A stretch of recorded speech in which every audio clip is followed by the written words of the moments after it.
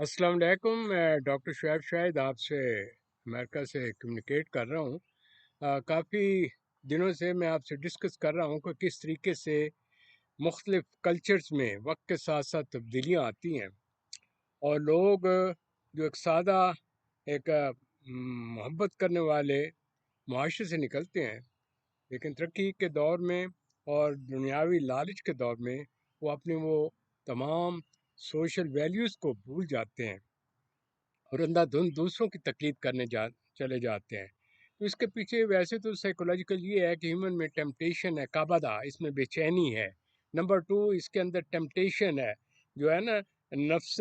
امارہ یا خواہشانی نفسیات، خواہش نفسیات کے لیے وہ طرح طریقے سے کوشش کرتا ہے کہ میں بہتر سے بہتر زیادہ زیادہ حاصل کر سکوں، لیکن وہ بہتر سے بہتر حاصل کرنے کے چکر میں وہ اتنا چلا جاتا ہے کہ وہ پھر اپنی ذات کو بھول جاتا ہے، اپنے اوریجن کو بھول جاتا ہے، اپنی پچھلی ٹریننگ کے، اپنے وہ کلچر جو اوصاف ہیں ان کو بھول کر وہ ایک نیا انسان بن جاتا ہے۔ لہٰذا اس چیز کا مشاہدہ مجھے خاص طور پر ہوا ہے as a student of psychology یا سائیکولوجیکل ٹریٹمنٹ کے دوران میں۔ خاص طور پر وہ لوگ جو ہمارے ملک سے آتے ہیں اور بیرون ملک سے آتے ہیں اسلامی کلچر سے، وہاں یہاں آ کر کس طریقے سے کنفیوز ڈول قسم کی پرسنالٹی بن جاتے ہیں۔ میں جب اس کا موازنہ کرنا چاہتا ہوں تو مجھے دوبارہ واپس جانا پڑتا ہے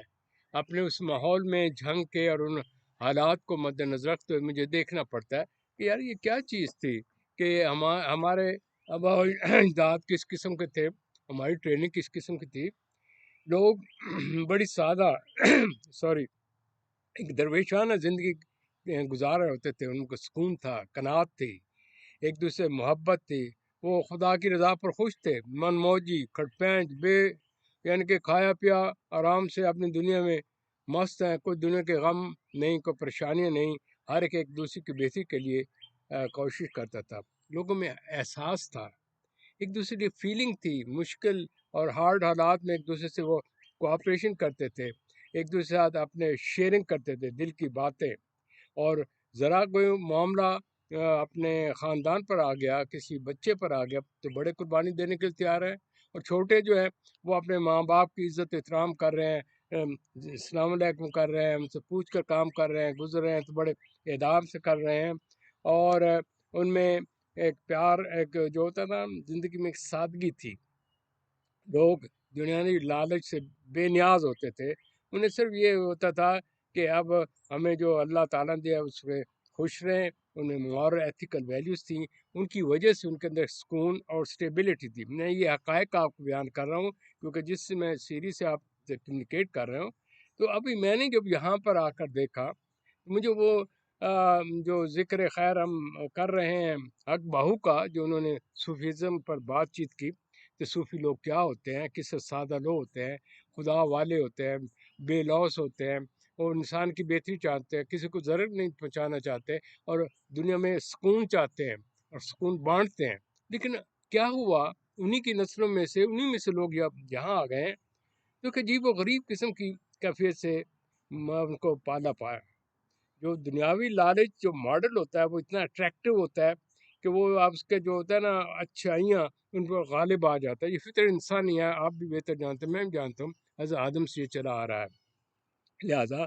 اس میں نے دیکھا لوگ خود غرضی، خود سری، دولت کے نشے میں انسانیت کو ایک طرف کر دینا، مفاد کے لیے ایک دوسرے کے ساتھ کوئی ایک دوسرے کو ٹرک کر رہے ہیں، ایک دوسرے کو ان کے بیوقوف بنا کر اپنے مفادات لینا چاہتے ہیں۔ یعنی کہ یہی چیزیں جب میں پیچھے کلچر میں جا کے دیکھتا ہوں تو مجھے بڑی حیرانگی ہوتی ہے کہ ہم کہاں سے آئے، کہاں چلے جا رہے ہیں۔ لہٰذا مجھے اس کو بہت تکلیف ہوتی ہے، تو اسے مجھے پھر بعض اوقات یہ جو پچھلے افکار ہیں ان کی طرف جانا پڑتا ہے اور دیکھنا پڑتا ہے کہ ہمارے کلچر میں یہ کیا نفسیاتی مسائل تھے، تو کیا کیا تبدیلیاں آئیں۔ لیکن جو رچ ثقافت ہوتی ہے یہ کسی کسی کے ورثے میں آتی ہے، تو جنگ کی جو بیلٹ ہے، خدا نے اس کو بہت کچھ نوازا ہے،